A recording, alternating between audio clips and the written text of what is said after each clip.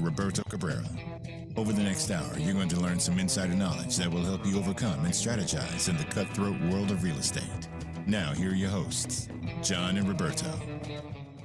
Welcome, everybody. Episode 93 of Boroughs and Burbs, the Washington, D.C. show with my special guest, Ruth Boyer O'Day, who runs her own agency down there and got noticed by Douglas Elliman. And they said, she's the best there is in Washington, D.C. We got to have her. And they acquired your agency about 1 year ago today. Is that right?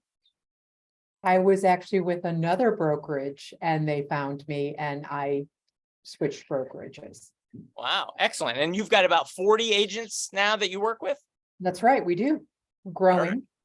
Excellent. So, and I'd like to introduce my co-host, Roberto Cabrera, New York. Hello, everybody from the Upper West Side of Manhattan. And today, as you can see, I'm not in Connecticut. I'm in sunny Myrtle Beach, where the Harley Davidsons and the monster trucks will be joining us during today's broadcast. I want to thank our sponsor, Grace Farms. You'll find them at gracefarms.org, and their initiative, which is Design for Freedom. They're trying to bring awareness to ethical choices in the building construction industry with the Design for Freedom. So go to designforfreedom.org, read all about it. None of us would ever want to buy a blood diamond, but would you buy a bloody 2x4? That's a terrible analogy, but that's the kind of thing that they're working on. No more blood diamonds in the building industry. So designforfreedom.org if you want to know what it is I'm talking about. With that, let's turn our attention to Ruth and Washington, D.C. Welcome. I guess the first question is, what is the Metro Washington, D.C. market? I read somewhere that it's the 6th largest market in the country, metropolitan market in the country. That was surprising. I've also read that it's not just downtown Washington, that it stretches beyond the Beltway, as it were. So can you describe for us, what is the market that we're talking about? Yeah, you can think of it as being from the beaches, essentially Annapolis and down towards the Delaware and Maryland beaches, out through the district, which would be what you were talking about, the more urban DC settings, and then moving out toward equestrian and horse country in Loudoun County. So it's a very wide swath at, sort of the Metro DC region. Is there definitely a definitive distinction? Because, for example, like Dallas-Fort Worth, there's not that with Baltimore or anything. There's a definite separation. We are definitely separate from Baltimore. Yeah, I would say that sort of south of Baltimore is where the Metro DC region would start, probably just past Montgomery County into Prince George's. Sort of there's a little bit of an overlap there, but certainly Montgomery County would be solidly in the Metro DC region, and then Prince George's and a little bit of Anne Arundel. Got it. Now, I've been thinking about the Washington, D.C. market as dominated by, well, Washington, D.C. and politics and lawyers and all of that, I guess, business of running our nation's capital. And I guess that's an outdated way of thinking about the market and what kind of money is coming into that market and why, and the decisions that are getting made. So can you describe the market from an economic point of view? Well, first, let's talk about the businesses or where the draws are from, right? So you've got, as you said, politics, which also includes diplomats, because we've got a lot of foreign dignitaries and we've got the embassies. But then we also move through think tanks. We have a lot of premier educational institutions. So everything that comes with that in terms of the faculty that teach there, the research that's done at those facilities. We've got medical, but then we also start branching into tech, which is much more recent, defense contracting, which of course, given that the Pentagon is here, that probably makes sense. And then we have a lot of culture, right? Because of the draw, you could tourist essentially, because we've got the White House, we've got the Capitol. So that it sort of spans across that. And all of those different businesses, diplomats, government, they all create a very robust real estate market that remains stable regardless of when 2009, where we had sort of that falling off of a cliff feeling, our region really stayed very, very firm and very flat. We didn't decrease. We were, very, very solid. I would expect that. I was thinking that because the largest industry is lawyers, the biggest profession in Washington, D.C. is lawyers, and that hasn't changed much in the last 100 years. And it's on a 4-year cycle, and government's been getting bigger, not smaller, in my lifetime. I would imagine that that's a terrifically stable element in your real estate market. And then I would imagine that beginning in the 90s, we began to see that with the invention of the internet and the tech boom and the proliferation of something like 180 data centers in Vienna, Virginia, and Loudoun County, Virginia, I would see that you have the stable element of lawyers and government, and then you have this explosive growth of tech. Is that a fair characterization? Yeah, and tech is interesting, right? Because you've got the data centers, and I think for technology in particular, there has been a need more recently to feel a part of the conversation when it comes to the laws that affect them. So that's why I think you see Amazon, second headquarters, coming more locally, because they want to be closer to where the laws are made that are going to affect their businesses. Yeah, remember that, Roberto? As a big deal in the New York market. We were going to get it in New Yeah, York. I know. Going to get HQ too. And then what? We ran our mouths, and Amazon said, we don't need this. We don't need drama. We're going to go to a place where no drama ever happens, Washington, D.C., and locate there. Well, the interesting thing, so that I was very surprised when they split it between the two areas, right? Because I really thought they were going to come to one or the other. And what was interesting is when New York sort of did that slow, no, we don't want you, the expectations and the numbers that were approved for here went up, not by the full factor of what you lost, but we were originally approved for, I think, 25,850 employees. And when New York sort of said, no, thank you, they approved 39,000 or thereabouts. And of course, with the pandemic, that hasn't happened as quickly as some would like, and others are very glad it hasn't happened as quickly. So, but they've just opened very recently, actually, they opened up their first buildings. And the front there, what they're doing down there in terms of the parks and the buildings is actually quite lovely. They're creating a real community. They like to create a campus, right? So they're creating a real campus that surrounds the buildings in which their employees work. It's really interesting because when I was there in the early 90s, I thought of DC as it was just a huge meeting room. Everybody comes here, they meet and they leave. And then was the same thing with the politics that would cycle through, because all the Republicans would come in and then all the Democrats would come in and the Republicans would leave, and then vice versa. And then now industry has really come in with tech, which was never there. Yeah, can we talk about the cycle? It occurs to me, I had a friend in New Canaan, and when the Obama administration took over, they clear out entire departments. Department of Energy, you're all gone. 2,000, 3,000, 10,000 new people. Department of Commerce, he got a job in Washington with the Obama administration, and that meant he moved his family for, in his case, 8 years and stayed. And it occurs to me that if every 4 years you have a whole lot of new people coming into the market, and not everybody who's put down roots wants to leave, that this is one of the most regular cycles, a realtor's dream, if you will, that you've got a whole new group of tens of thousands of people moving in for their exciting new jobs every 4 years. So I think it's one of the biggest debates that realtors have in this area, and whether or not there actually is an election effect because of something you just said. Right, you said that your friend decided to stay. So most do stay, I think. And if you think about those that are employed by the government, they're really, for the most part, the vast percentage, let's say 90%, are nonpartisan. They work in those agencies regardless of the administration that comes in. So that you have at the very sort of smaller percentages, this switching out, staying in. I think instead what happens is that people do stay And it creates an ever greater crunch on the inventory that's available. And that's one of the problems that we've had since the beginning of the pandemic, is that we have not had enough inventory. You know, right now, I just looked this morning, we've got, 2 weeks to 1 month of housing supply, depending on the neighborhood. Again, micro markets, depending on the neighborhood.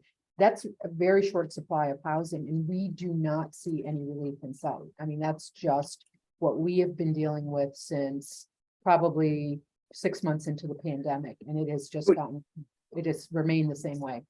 But you still have to see a little bit more transiency than other cities. You have to.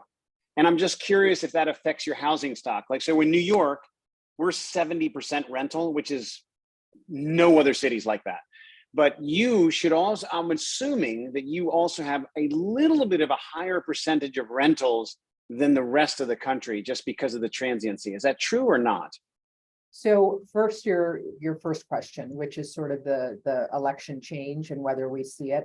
If you look back historically, and this is where you get into statistics, if you look back, there isn't that much of a bump in the election cycle right after. And you wouldn't say it happens right away. It would probably happen from when the inauguration, January, because that's when the decisions are started to be made about who's taking the positions. Historically, there isn't that much of a difference. So it's not statistically significant. We do have a lot of rentals, and that is in part because of the high volume of institutions, right? We've got a lot of educational institutions. So most of our rentals come due right here in the summertime, right? Because all of the students are coming in, they're looking for housing for the upcoming year. We've got a lot of graduate programs. So I would say I wouldn't say significant percentage, but we do have a high percentage that is rentals, and they all come due during this time of year for the vast majority. So I was wondering also about the range. I understand that when I looked up the stats for Washington, D.C. Metro, I think the average was 600,000. And that was the same as for Fairfield County. And then I started to think, what's the difference, though, between a $600,000 average in both those markets? Well, in Fairfield County, we have waterfront, and then we have not waterfront, and we have close to New York and not close to New York. And those are the two biggest factors for, and school quality for figuring out what is the value of a home. What are the biggest factors, and are you getting a range that we see in, say, coastal California, where you have 20 and 30 and $50 million estates? Do you get that on the Chesapeake? Do you get that on the Maryland shore? Or is it a much tighter range, much closer to the median? It's a huge range. One of our limiting factors in the district, we were talking about the Metro DC area. So when you talk about DC proper, Washington, DC, the capital, there is a building height restriction. So no building can be built more than about 13 stories. That, in effect, limits the condominiums that can be built with these spectacular views, which you would see in New York City, right? So the upper limit, like we had a record sale that was about $14 million for a condo in the last few months in Washington, D.C. So that's the upper limit for a condo. Now, when you go to the waterfront, as you were asking about Annapolis, or there's a neighborhood called the Gold Coast in McLean, Virginia, that overlooks the Potomac. That has seen a $60 million property, 24 million, sort of a very robust single family. Snyder, who owns the Redskins, his now the Commanders, right? Isn't that their new name? Isn't that past tense? Owned? I was just going to say he owned and sold had a property that was also in the $50 million range. Bezos has property here that's also at a very high price. So we definitely see a very, very broad range. But let's talk about what 600,000 buys, because that was what you said about Fairfield. 600,000 in DC will buy you a condo, possibly a small row house. You could never hope to achieve a true standalone single family house at that price. It would be very, very hard to find something. Arlington, Virginia, Montgomery County, again, very, very difficult to find something that would be a freestanding home at 600. In Arlington County, you're talking about probably $1 million, 850 to get a single family home. And then it would be a question of how much work that would have to be done to it. At the 700, 850, you would probably have to put some sweat equity into it. Whereas at $1 million, $1.2 million, it would be something you could live in and probably not have to do any renovations. As you get out towards Loudoun County, which would be to our west, which is the horse, wine, equestrian, or to our northern suburbs, you could find something that was single family, probably had a half acre to an acre, 3-bedroom, 2.5 baths. So you could find a single family detached home in that price range. So that gives you, as you leave the city, you can buy more for your money. But harder commutes, not as desirable. We have a very good infrastructure with public transportation, and you can tell where the public transportation is, especially the metro rail and the train lines. The closer you are to those transportation hubs, the higher the prices are, because it's easier to get into the city. It's easier to go back and forth between the shopping in the populated areas where people want to shop, eat, play. So Ruth, what about this? What about some of the acreage, the larger acreage when you get out towards like Middleburg and things like that? Will you get a $20 million property out there and things like that? Absolutely, yeah. Okay. So if I So- want a 1 hour commute and I have kids to educate, and so I'm concerned about schools, and I really would prefer a 1 hour commute, which is something I get asked all the time. What 2 or 3 towns might you suggest to them first? So are we talking during the pandemic or post? And I'm joking in a way because the traffic varied so much, right? And we are just Now, if I have that $1.5 million budget and those things are important, an hour commute and a decent school, is that still possible for $1.5 million? absolutely. And our traffic has been getting a little bit worse. So a year from now, an hour is going to be a little bit closer in. But I would say that sort of the McLean area, you could buy a very nice home, good schools, $1.5 million, and you would have about an hour commute, depending on the day. Tuesday through Thursday tends to be our busiest commuting days. Mondays An hour commute from McLean? McLean's right there. during rush hour traffic. Absolutely. That's some bad traffic. If you look at the stats, we have some of the worst traffic in the country. I think we played with LA for the number 1 and 2 spot for many years pre-pandemic. I haven't looked at it post-pandemic, but it took me, I was going across the city yesterday at about 5 o'clock to get to a board meeting for Food and Friends. And it took me an hour to get there. And I only went 6.5 miles. Goodness gracious. So if you live down Route 7 in Virginia, outside of, let's say if you're in Fairfax, for you to get into the city would take you an hour and a half? During rush hour, easily on a Tuesday through Thursday, it could, absolutely. Wow. And that's the same from the Maryland, coming in Maryland, you'd have that same experience? Some of us might argue that it's harder to commute from Maryland than it is from Virginia because we have more avenues to get across the river because we've got more bridges. And that's, I'm joking in a way, but I'm serious because we have probably 4 bridges that cross the city on the Virginia side. Coming from the Maryland suburbs, you don't have as much access because you're coming through land and not over water. And so there's basically a lot more street traffic. And so a lot of our colleagues coming into the city will have a more difficult commute than from Arlington, McLean. Alexandria, again, gets a little bit more difficult. Is it priced that way in a sense that Maryland is a little bit more affordable than it would be on the Virginia side? If you're in a desirable neighborhood that is proximate to metro, the pricing is going to be fairly similar regardless. It's more the proximity to the center and to dining. We've got a lot, as everywhere, you've got a lot of more of these communities that are walkable so that you can get to entertainment and food and living. So you've got this sort of urban living, right? Those are all going to be very similarly priced regardless of where they are. Roberta, you went to school there, Hampton, Sydney, That was in Southern Virginia. Yeah. Southern, quite a bit further. Did you Different ever get to world. Washington? I lived in Washington for 5 years. Where did you So- live?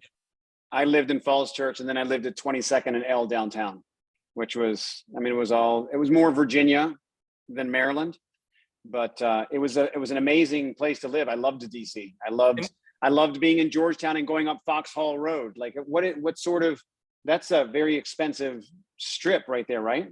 Still is, yes, probably more. I mean, look at the difference, Roberta, between Falls Church where you lived, right? When you lived there, probably a little bit more suburban, right? Not as urban as it probably is now. It's changed. It's a little bit more urban, a little bit more metro accessible, commuter accessible. And then you've got DC, which also has seen a lot of renewal in the city. So you've had a lot of people moving into the city, buying row houses, refurbishing them, or even taking the traditional row houses, which is like a townhouse. But they've been taking the row houses and making them into condos, right? They take the top level, the middle level, and the lower level, and it becomes a small condo building. Wow. Are developers doing that? People taking it and doing that? And that was a very popular thing to do. It is. It currently is a popular thing to do. And profitable. I don't think they'd be doing it, but it wasn't profitable. So Okay. yes, absolutely profitable. So if I wanted to speculate on a row house and fix it up, what's the opportunity for flipping a row house in Washington, D.C. these days? So depending on where, we've got 4 quadrants, right?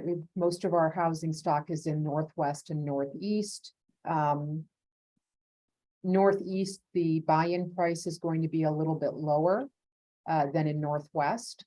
So let's say that you could pick up a row house for $600,000, $700,000 and then create the different units. You're probably going to be able to sell those units for about $1.05 million, $1.1 million for each one. What is the ballpark square footage of a row house in entirety? Like if it was a single family? Yeah, so depending on how narrow it is, you're talking probably about 1,200 square feet per level. That's very general, right? So if it's a 3-level, you're talking about 3,600 square feet, excluding the basement, right? That's more of an English basement type thing, depending upon the height of the ceiling. Okay.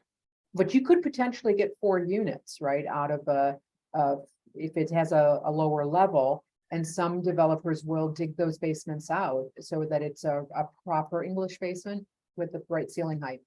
So a full house, single family, hypothetically, if you found in a nice neighborhood, you're like, I want this whole thing for my family. It's 3,600 square feet and it's nice, move in. What sort of price range is it? So let's take Capitol Hill, 1.8 to 2.5, depending upon whether it has a rooftop, it could go up from there, but that's a good ballpark right there, Capitol Hill.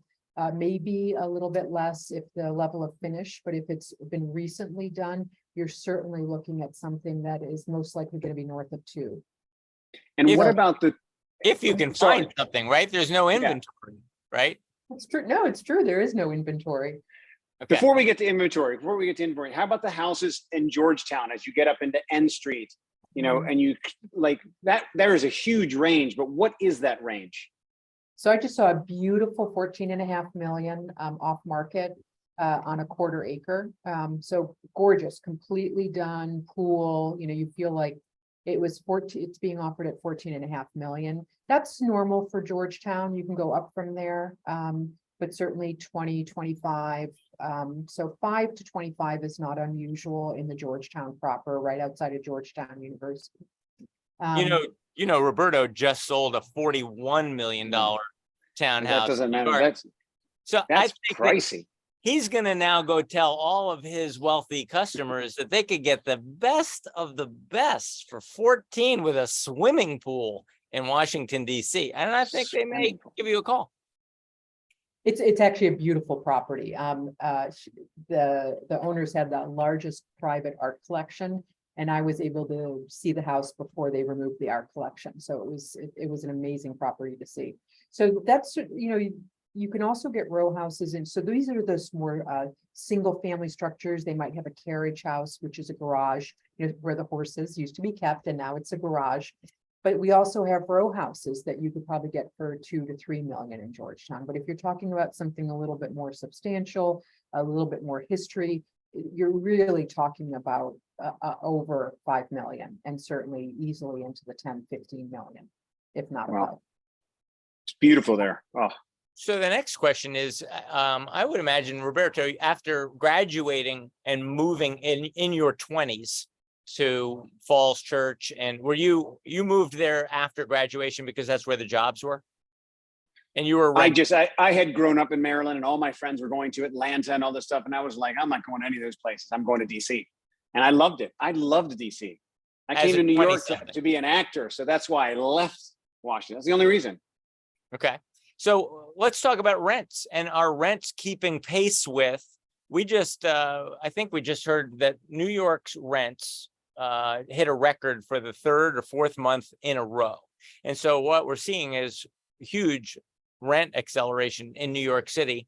And I'm wondering whether the same thing is happening if rents are keeping pace. It was not too long ago, I owned a 2-family house in New Canaan, and the rents barely kept even with my mortgage payment. And those days are long since gone in the rearview mirror. Is that also true? Meaning I could get, for a $1 million worth of real estate in New Canaan, I could rent it for $4,000. And for $1 million in New Canaan of real estate, I could now rent it only a few years later, post-COVID, for $8,000 a month.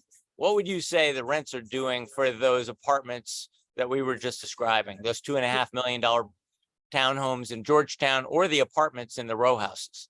Yeah, I'm going to take your $1 million example because I think that's a better example. So apples to apples. We've definitely seen price acceleration, and there's no doubt about it. A couple of years ago, a lot of my property owners, investors, they felt lucky if they lost a tenant and could get the same rent that they had, and they weren't. We were having to decrease. Now there's so much competition. Even one of our agents who was looking for a family member, they lost 6 properties that were being bid up from the listing price. But I would say not as much appreciation or acceleration as you just noted. I would say for $1 million property where it used to be 4,000, it might now be 6,000. So definitely more, but not double. Okay. So go ahead, John. I was just gonna say, and that's partially because of the influx of population, right? So it's interesting. We had an inventory problem before Amazon announced that they were coming. And I'm not saying it's because Amazon announced that they were coming, but I noticed a marked difference after that announcement. And so since then, we have seen a continuation of what happened before it that. I feel that it's just become a little bit more exacerbated since Amazon announced that they were coming. So I don't know if it could just be a small percentage of people who saw what happened in Washington State and feel like if they hold on to the properties that they're going to see this doubling or tripling up their value, which, if you look at what happened there, there's some evidence for that. I do think there's been a huge influx of people generally coming into the area, more people holding on. And this was before interest started to increase. So you can't say that it's because of increasing interest rates that sellers are holding on to the property. All of it is exacerbating our existing problem of low inventory, which started before Amazon announced, but it's gotten worse since Amazon announced. You've seen tremendous price stability. Like we have, because of the interest rates in the last 15 months, our marketplace here has moderated 5%, 10% in some cases because the interest rates over doubled.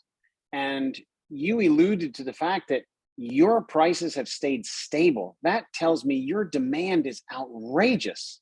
We're looking at a 5% increase generally this year. That's amazing. As are we, Roberto. We're seeing definitely single-digit increases, probably between 5 and 10% increases. We're still seeing substantial bidding wars below $1.5 million, and modest bidding wars, meaning less than 6 people bidding on a property at that $1.5 million to $2.5 million level. I guess it's because you guys really just don't have anything. You have nothing to sell. We have moderate inventory. If anything, it's decent. It's not spectacular, but we have things to sell. If we had much less, obviously it would be upward pressure on prices, but it seems like you guys have nothing to sell in both cases. No, and our average days on the market has gone down again. We had climbed to about 30 days on the market. And, with absorption rates, that's still very low. That's still considered a seller's market. But our sellers were getting anxious because it wasn't flying off, in 3 days. So it is still strongly based on the absorption rates and the inventory that we have. It's still very strongly a seller's market. I'll give an example. One of our agents listed a $2.89 million property. It was coming soon the last couple of days. She made it active this morning. She was hoping to have this beautiful evening, brokers open. And I understand that the home will be under contract probably before this call is over. And she literally just made it active this morning. Now it is a spectacular property that's very contemporary in design. And Roberta, in this area, when you were here, it was rare to find contemporary modern architecture. And so this infill or these homes are seeing a lot more interest. And so they do tend to go more quickly. But it is, barely probably 8 hours on the market, officially on the market. Goodness gracious. Goodness gracious. If you were at a conference for the day, you'd missed it. If you slept late, you would have missed it. Yeah, exactly. I'm also wondering about the real estate industry. If I went to New York and I was thinking about living in New York, I think I could connect with one real estate agent and have confidence that they could show me uptown, downtown, west side, east side. Is that right, Roberto? For sure. I think of Manhattan as a market, and then I might go see somebody else in Brooklyn. So talk to me about how agents are handling the market, how they're thought of. Are there specialists for the downtown, specialists in Maryland, specialists in Virginia, or are people able to handle the entire market? All of the above. We have 3 offices. We have Arlington, Washington, D.C. proper, and then Bethesda. Some of our agents are licensed in all 3 jurisdictions. They've been working in those 3 jurisdictions for decades. They're very, very comfortable. There are others of us who have lived and only will work in those neighborhoods and areas in which we are have some personal experience. And then there's some that are wholly and solely focused on the District of Columbia, and they feel like that's enough. So I don't know if I would categorize it in any one way. We've got agents of all different flavors. I mean, it's so much, and in Connecticut, we should talk about Connecticut. Greenwich has their own MLS. New Canaan has their own MLS. Darien their own MLS. So you can't even search adequately across the entire county using one tool. You might have to look at 2 or 3 tools, and as an agent, you might have to belong to several MLSs in order to do a comprehensive job. That's why I asked the question, the balkanization of Fairfield County, are we seeing that in so we have the 2nd largest MLS in the country after California. So we span, but it's larger than our Metro DC market. So the MLS incorporates parts of New Jersey, Pennsylvania to our north and northeast, down through central Virginia, and then rain takes over as you get to southern Virginia. But our MLS covers just this immense territory that is literally outside the bounds of what I would consider our Metro DC market. Are you Can ready? we talk about? Go ahead. Go ahead. Sorry. No, you. No. I was going to switch gears. I wanted to switch. Okay. I'll go ahead. Sometimes we play a game on this show. It's been a while since we played it. We played it with Bess Friedman once upon a time, called word association game. I say a word, and what we want is the first word that comes to your mind, because when we played it with Bess, I thought I knew a thing or two about New York real estate, and some of the answers were surprising. With Washington, I don't know if I can pull this off because I don't really know well enough what kind of questions. So I asked the internet what kind of words. So I'm going to try this, and and we'll give it a whirl. Okay. Sounds good. I didn't even know what some of these words mean. So we'll begin with the word foggy bottom. What does foggy bottom mean to you? It's right outside of George Washington University. Well, there you go, Michael Reed, State Department. I was going to say it's a lot of State Department people that own and live there. Okay, so that's what it is. What is it? What comes to mind when I say foggy bottom? One word. Well, to me, it's neighborhood. To you, it might be something different. I mean, I know what it is. So it's a neighborhood. To me, it was the metro station. It was just like that whole sense of metro station. Georgetown. What comes to mind? University. Okay. Penn Quarter. One word? Or a phrase. Some great restaurants down in Penn Quarter right now. You know, we didn't have a food scene Roberto, when you were here, we did not have a food scene at all. And now we have some best incoming chefs. When I think of Penn Quarter and some of the other neighborhoods, I think of some really great chefs that are coming into town and doing really unique things. So food. Embassy Row. Expensive. Okay. Row houses. We were talking about those before. You know, condos, I mean, it's urbanization, gentrification. There's a lot of row houses in DC and neighborhoods that are being gentrified. And, you know, that's a negative and a positive, I think. And so as we're talking about DC urban politics, you know, those are really considerations and conversations that are going on if that's good or bad.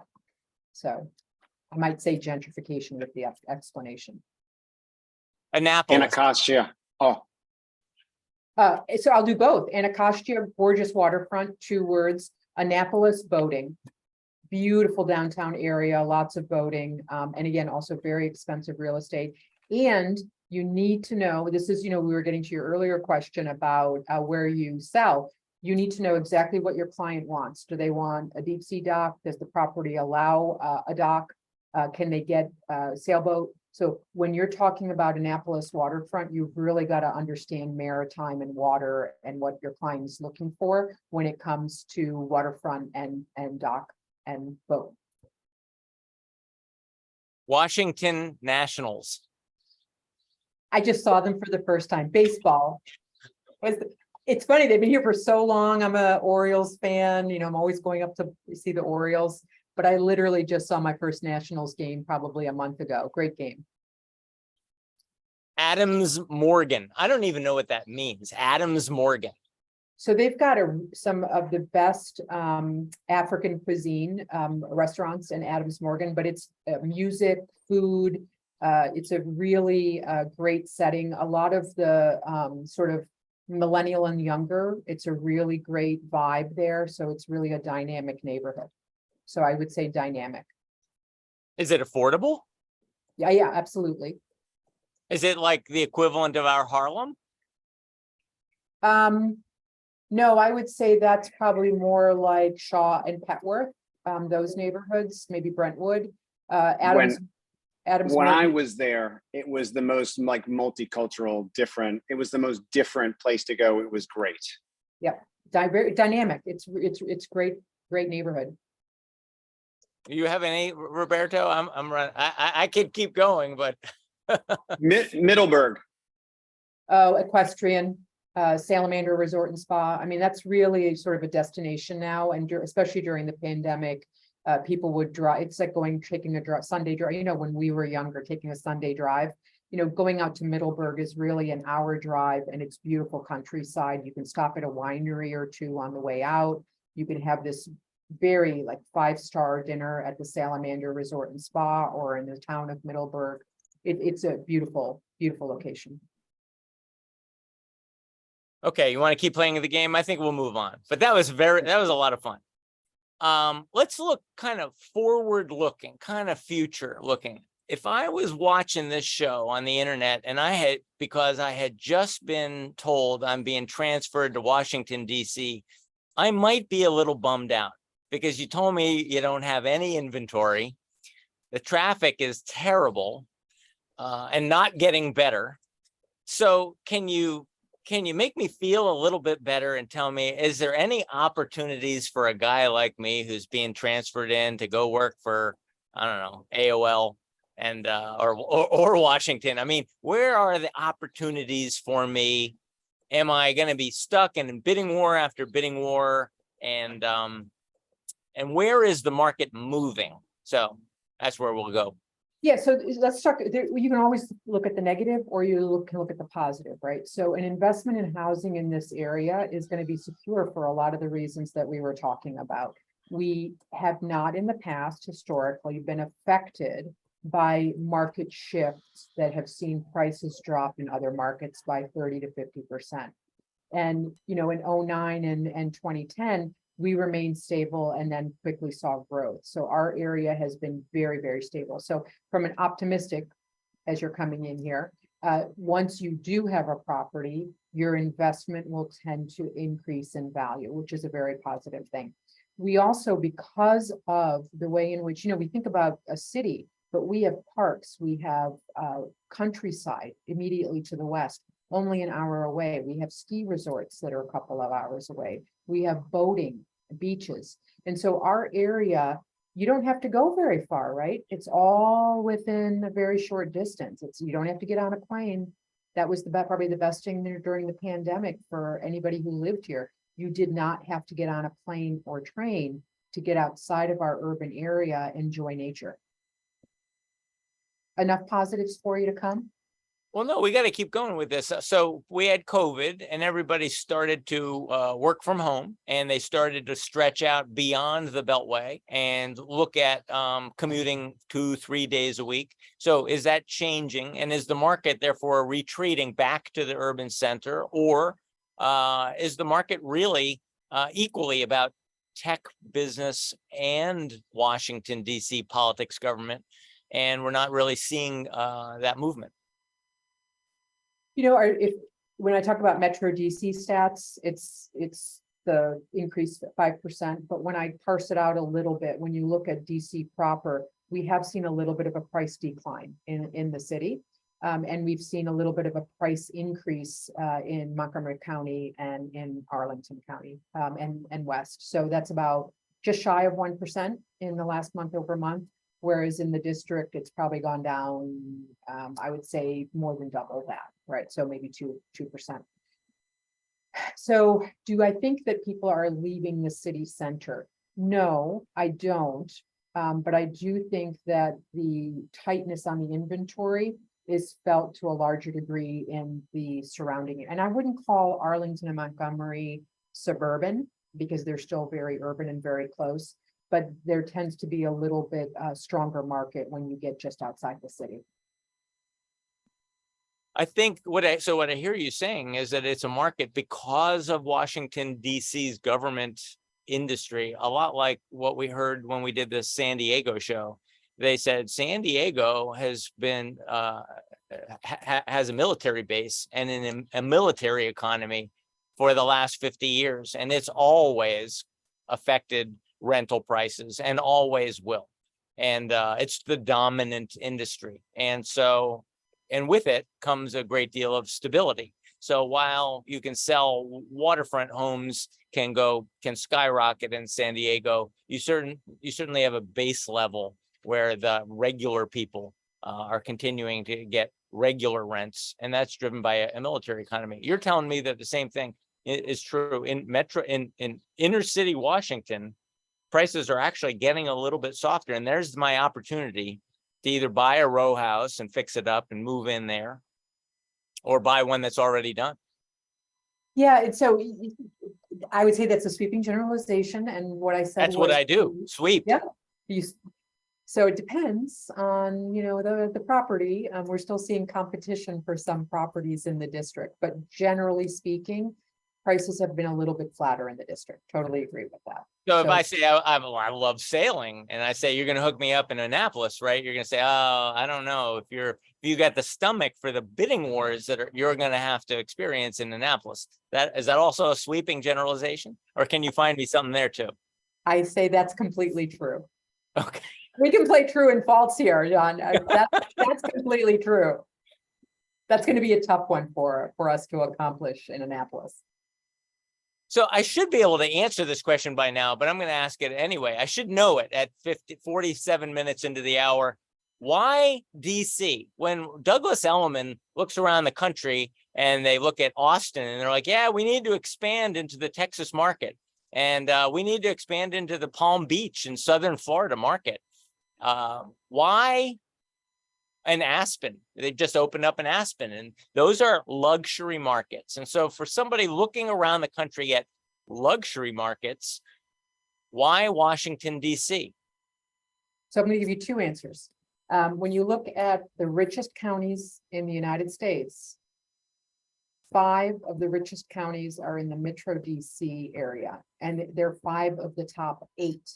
The other 3 are in California, around San Francisco. So that's answer number 1. Number 2, the reason that Elliman, I think, looked at this market and said that they needed to be here is that there is a lot, if you look at demographics, where our buyers are coming from and where they're going to, it's all of the markets that Elliman is already in. So in my opinion, Elliman is late to the Metro DC market, considering the most of my clients, and I think we had talked about this, most of my clients in the last 21 years predominantly have been from the Northeast. I had, yes, California as well, another market, Florida, or going to Florida. So there's a lot of traffic going between our different markets that Douglas Elliman is a part of, or already entrenched in, is a better way to phrase it. Why? Are they following their jobs there? Because a lot of these places, you could look at Palm Beach and you could say, well, that's a second home market. And you could look at Austin and you could say, well, that is clearly about tech and the University of Texas driving a good deal of that. So what is driving this? What is causing you to occupy 5 of the top 8 counties in the country? It's not a tourism market. And it's not a second home market, is it? You know, you said when we at top of the hour, you said you had a friend that had moved here under the Obama administration and then stayed, right? So they come to here to work and they go to Florida to play. And then maybe they originate in Texas, or maybe their families are in California. So we do definitely have a lot of that, but a lot of people come here to work and they don't want to leave. They love it here. But then they do need that second house somewhere. And where do they get that second house or that pied-à-terre that they want? So it's a lot of people working here and finding that they really enjoy what this area has to offer. You know, all of our museums are free. They never cost anything. That's just a side note that I'll throw in there. You know, the New York museums, you've got to often pay an arm and a leg to get into, and the Smithsonian's are all at no cost. Affordability, affordable housing. It's a big deal. It's why New York rejected, if you will, bringing the Amazon HQ2 to New York. They said, we can't invite that kind of business here and displace all those people in Long Island City. I mean, it's a big deal. And now it dominates the headlines. What are we going to do about our affordable housing problem in New York? Is it dominating the headlines in DC, or do we just continue to expand? It's such a large area encompassing Virginia and Maryland and Washington, D.C., that that problem and that conversation is spread out over 3 states. So there's been a lot of things that have happened in rule changes in order to address that. It is absolutely a conversation, because when teachers and firemen can't afford to live where they actually work, we absolutely see that problem. And so some of the changes that our jurisdictions, and one of them is Arlington, in terms of the auxiliary dwelling units and the relaxation of some of the rules about secondary properties or housing units on an existing property.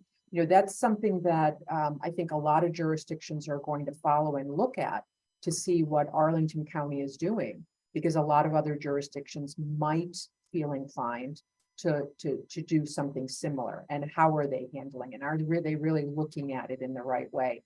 So it's definitely something that has been in the conversation for a long time. I don't think that it's been fully addressed. And I don't think that the conversation has always been fruitful, because I think a lot of it is NIMBY, right? That people confuse affordable housing with subsidized housing. And we know that that's not the same definition.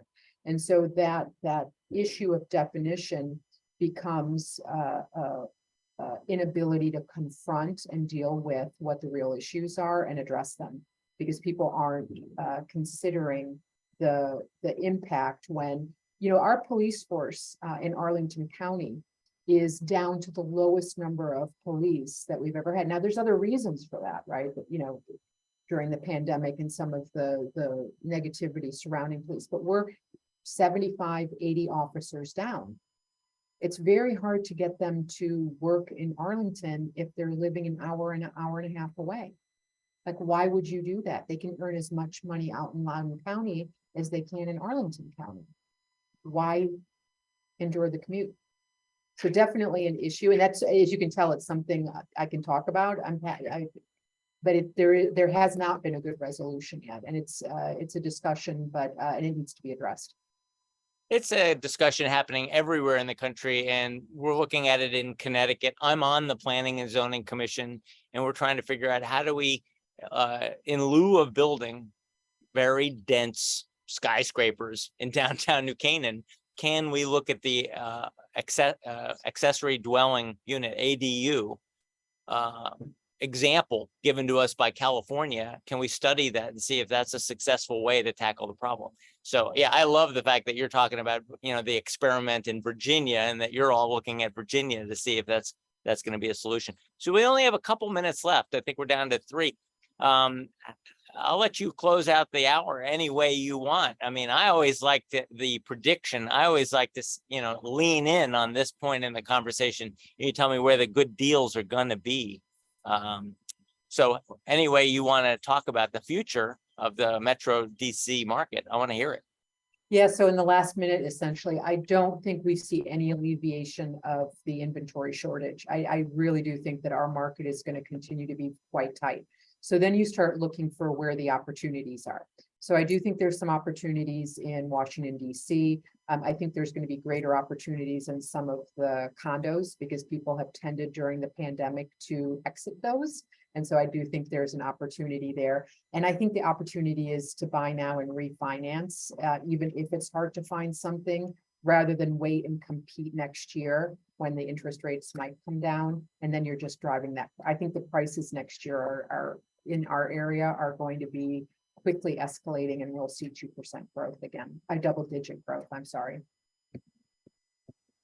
So you've seen a momentary lapse in the growth price appreciation in downtown DC only. Everything else is still showing price appreciation. And you think that that's momentary for Metro DC, that prices are only going to go back up single digits, but single digits everywhere. I think so. That's my prediction. Let's come back next year and see if that was right. And Parry asks in our final minute, have you got any opportunities for him in Ocean City, or is he bound to be stuck in a bidding war? So was just talking to an agent out there on Monday. I happened to be in Ocean City, and we got both. It depends on if you're looking at the bay or looking at the ocean. If you've got a direct oceanfront view, then you might see some competition. If you've got obstructed view in an older building, maybe not. Okay. You got opportunities, Perry. You got to hook up with the right person. They're going to look under every rock for you, get you a good deal. All right. Thank you so much, Ruth. This was a lot of fun. Thank you. And we'll be back next year to find out whether your predictions held true. But I think you're right. I think we're going to see continued price appreciation. Thank you so much. Time to have an ADU session too, and conversation. Yes, we'll invite you to that. Thank you, everybody. See you next Thursday. We're going to do, I think, Westchester, and we've got a show coming up on Westport, Connecticut. So hope to see you all there. Happy 4th, everyone. Bye.